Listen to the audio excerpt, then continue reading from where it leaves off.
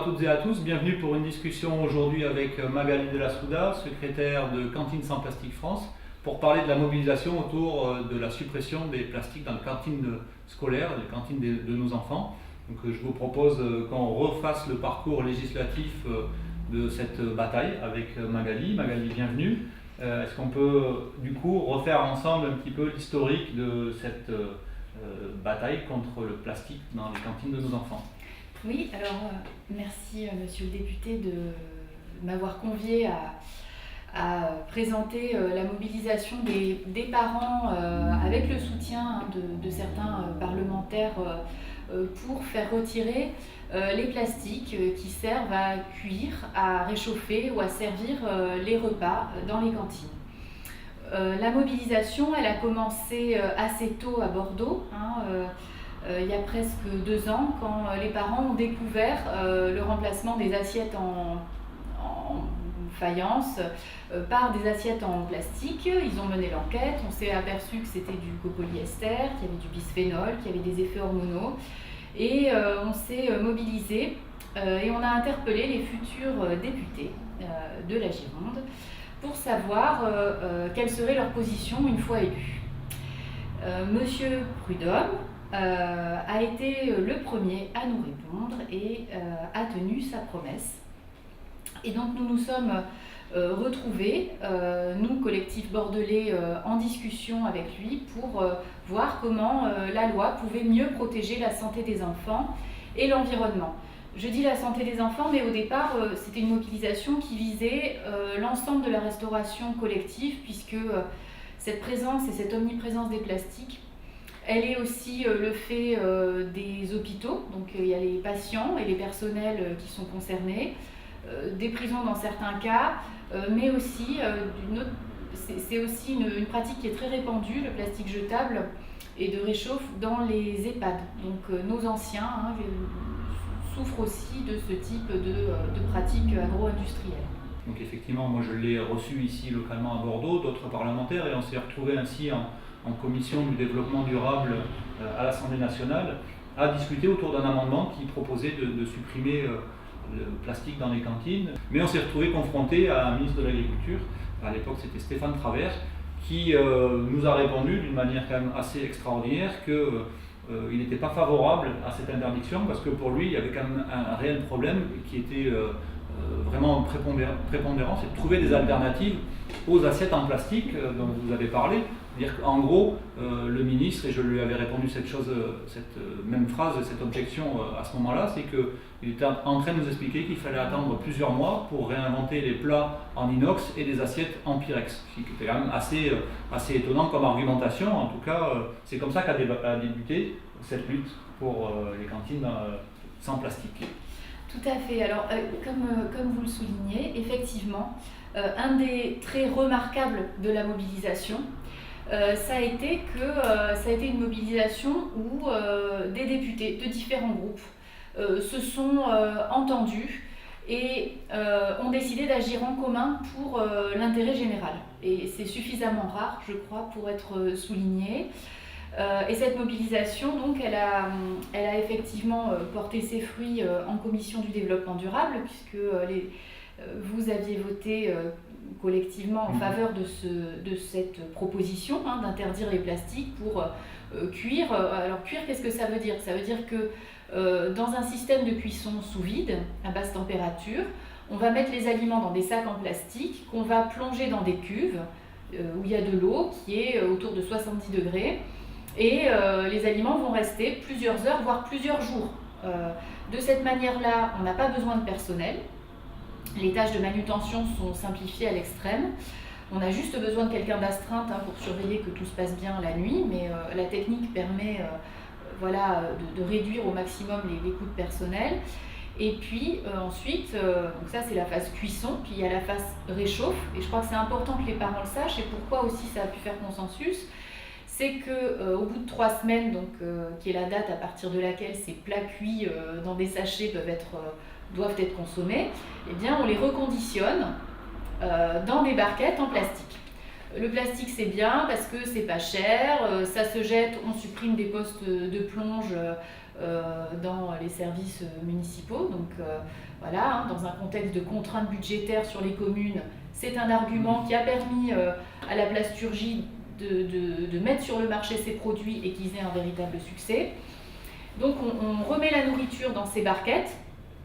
Elles sont scellées hermétiquement, donc ça préserve effectivement de certains risques bactériens, mais l'inox est tout aussi efficace. Et puis ensuite, ces barquettes, elles vont être conservées 3 jours maximum au froid pour être réchauffées dans les écoles le jour même. Alors, Magali, pardonnez-moi de vous interrompre, je crois qu'il y a quelque chose qui est quand même important de préciser sur ces cycles notamment de cuisson et de réchauffe. Il y a quelque chose d'assez hallucinant, c'est qu'il y a une tolérance sur la migration même du plastique des contenants vers la nourriture, c'est-à-dire qu'il est toléré que le plastique dans lequel les plats sont réchauffés, parfois on les met le vendredi soir effectivement, et c'est cuit tout le week-end et on les récupère le lundi, il y a ce qu'on appelle une fonte des contenants vers le contenu, et c'est quand même assez extraordinaire que ce soit autorisé. Oui, c'est autorisé, donc dans une limite autorisée d'1 gramme par mètre carré environ. Donc c'est un phénomène qui est inévitable et du coup il est encadré. Donc effectivement pour nous parents c'est extrêmement choquant, pour les patients des hôpitaux c'est choquant, mais voilà, le législateur plutôt que d'interdire la pratique a préféré réguler en mettant un seuil. Dont on ne sait pas, puisque les tests faits en laboratoire ne correspondent pas aux usages. Donc ce seuil, on ne sait pas très concrètement ce qu'il en est au bout de 3 jours de cuisson des aliments sous vide. Donc ça, c'est dans le pire des cas au niveau des usages de plastique. La pratique la plus commune, la plus répandue, c'est celle des barquettes en plastique, comme je vous l'expliquais. Et là encore, contrairement à ce qui a été dit par certains parlementaires pro-plastique à l'Assemblée, de la majorité ou des Républicains, c'est pas 40 secondes ou 3 minutes au micro-ondes la barquette. La barquette, c'est 1 heure dans un four. Normalement, les fours devraient être bridés à 70-80 degrés. Dans la vraie vie, c'est plutôt 130 degrés. Pour gagner du temps, j'imagine. Pour gagner du temps, parce que voilà, il faut faire vite. Les espaces sont contraints dans les écoles et on comprend cette contrainte. Faire cuire 1 heure, c'est long, quand ensuite il faut enchaîner les services et s'adapter aussi, il faut le dire, à une augmentation des enfants qui fréquentent les services de cantine municipale. Donc ça c'est vraiment quelque chose à avoir à l'esprit. Personne ne fait cuire ses lasagnes pendant 1 heure dans une barquette en plastique à la maison. On peut peut-être regarder du coup comment tout ça s'est déroulé sur le calendrier, puis comment on est arrivé à un vote finalement contre l'avis du gouvernement, parce que je rappelle quand même si Madame Brune-Poirson s'est félicitée dans un tweet de cette grande victoire, c'est une victoire qui a été arrachée par les parlementaires et par la mobilisation citoyenne contre l'avis même du gouvernement. Donc c'est une récupération qui est un petit peu qui se voit, quoi. Franchement on n'est pas dupe, donc on a bien vu la manœuvre. Peut-être arriver sur la fin de ce processus législatif où on arrive en 2e lecture de la loi agriculture-alimentation, c'était au mois de septembre 2018, et où enfin on arrive au bout du processus avec peut-être un petit moment de doute pour les parents qui étaient mobilisés. Alors un gros moment de doute puisque nous ne savions pas que l'Assemblée nationale allait adopter un amendement qu'elle avait rejeté au mois de mai. Sachant que la loi est revotée et qu'à nouveau il y a cette proposition d'interdiction des plastiques qui se limite cette fois-ci aux cantines scolaires et non pas à toutes les cantines, en raison de la spécificité des enfants qui sont les plus fragiles et les plus sensibles aux substances relarguées par les plastiques, à cette exposition-là. On est très inquiet, mais on se mobilise. Alors se mobiliser, qu'est-ce que ça veut dire ? On vous interpelle, on écrit des lettres, on vous rencontre. Et d'autres députés se sont agrégés, et ça, c'est le mystère pour nous, citoyens de la délibération. Qu'est-ce qui s'est passé au moment de l'interruption de séance où il se passe quelques minutes pendant lesquelles les députés vont sortir, et quand ils reviennent, et l'amendement est mis aux voix, il est adopté à l'unanimité. Et pour nous, ça a été un immense soulagement et une très belle victoire. Donc Magali, on vient de voir le parcours de cette bataille. On voit in fine qu'on arrive quand même à faire adopter, même si le périmètre est un petit peu plus réduit puisqu'il se cantonne vraiment aux cantines scolaires, mais c'est quand même une première victoire. Et fait, ça interroge aussi l'organisation aujourd'hui de nos cantines scolaires et de la façon dont vous avez présenté le fait que l'organisation même des cantines oblige aujourd'hui les cuisines centrales et les municipalités à utiliser massivement du plastique. Donc ça pose bien sûr cette question plus générale de comment on organise aujourd'hui la restauration scolaire. Et je pense qu'il y a aussi une question aujourd'hui, on l'a vu, ça a avancé aussi sur la part de nourriture bio dans les cantines. Ça remet vraiment en question tout le modèle d'organisation aujourd'hui de la restauration scolaire, comment on rapproche aussi les cuisiniers et les cuisines des lieux de vie, des lieux de cantine tout simplement, enfin des cantines de nos enfants, et comment on sort de cette production, on va dire, quasi industrielle de repas scolaires vers des choses qui sont maintenant sans doute à repenser entièrement. Alors effectivement, l'un des points de notre mobilisation et l'un des projets que les parents de Cantines sans plastique portent, c'est un projet qui fait de la restauration scolaire un élément important du vivre ensemble, et finalement c'est aussi un peu cet état d'esprit qui avait prévalu au moment du vote de la loi égalité et citoyenneté en 2015, qui avait fait de la restauration scolaire un service ouvert à tous et à tous les enfants, à toutes et tous, dans les villes où elle existe. Donc ça, c'est le premier point. Pour nous, c'est un moment important, c'est un moment de partage, c'est un moment de vivre ensemble, c'est un moment aussi d'éducation à l'alimentation. C'est un moment aussi où on peut être sensibilisé au métier de la restauration, aux personnes qui prennent soin de nos enfants et qui les font manger, qui ont cette fonction centrale en termes de lien social. Alors, effectivement, on en est arrivé à un point aujourd'hui où le modèle agro-industriel de la restauration collective s'est imposé dans bon nombre de collectivités territoriales. Sur un argument qui est fallacieux et qui n'est en plus empiriquement pas démontré, c'est que le plus gros permettrait de faire les plus grosses économies d'échelle. C'est un modèle qui s'est imposé dans les années 80, quand les services publics ont été mis en cause. Donc pour faire une petite histoire, jusqu'aux années 60, la gestion de la restauration scolaire, elle se fait au niveau des communes, ça peut être des associations qui gèrent cela, c'est en niveau local. Et puis il y a eu une étape de municipalisation, de prise en charge par les mairies de ce service, régie publique. Et dans les années 80, c'est le moment du tournant libéral où on va considérer que ces services publics ne sont pas rentables, en tout cas qu'on pourrait en faire des espaces de rentabilité et où le marché pourrait réguler mieux que le public ce service d'intérêt général. D'accord ? C'est le moment de l'apparition des petites entreprises françaises, Sodexo notamment, qui vont rapidement devenir des leaders de l'agroalimentaire, des leaders mondiaux aujourd'hui, Elior, Sogeres.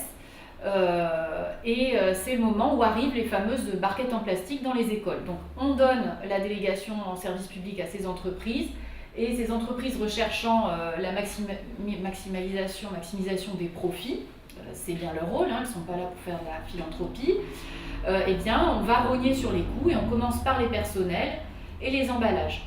C'est l'époque aussi où il y a une certaine inconscience et insouciance, les déchets ils existent, mais on ne veut pas s'en occuper.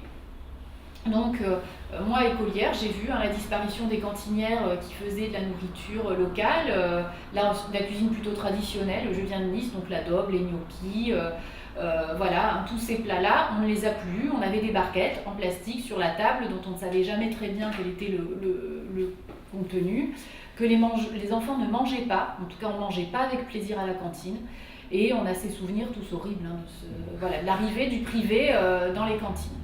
Donc aujourd'hui, nous, qu'est-ce qu'on propose ? C'est effectivement de s'inscrire dans toute cette dynamique de revalorisation de ces métiers-là, réduire les déchets, avoir une économie vertueuse qui fait appel à des filières plutôt locales.